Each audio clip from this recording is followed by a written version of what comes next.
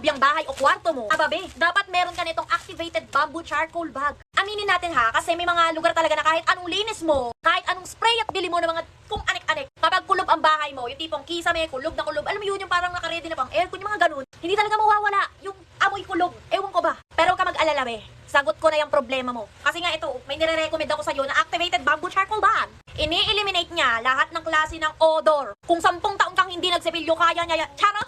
Marami kang pwedeng paggamitan nito. Pwede mo siyang ilagay sa cabinet, sa ref, sa buong bahay nyo, sa kwarto, sa kotse, sa storage ng mga pagkain nyo. Saan pa ba? Sa bunganga. Charot! At bukod sa pag-i-eliminate ng mga masasangsang na amoy, be, anti-amag be, anti-amag! Kasi be, nag-a-absorb din to ng mga extra moist. Alam naman kasi natin na kapag ang area o ang lugar ay ma-moist, di tatagta rin talaga ng amag yan. Kaya mahalagang may ganito ka para ma-absorb niya yung mga moist at maiwasan natin ang pagkakaroon ng amag sa bahay. Isa pa, pinupurify din niya be ang air. O, wag ka, air purifier. Oo be, yung mga toxic chemicals na dumadaloy sa hangin be, mai-eliminate niya rin yan. Kaya mas okay din siya sa kalusugan natin.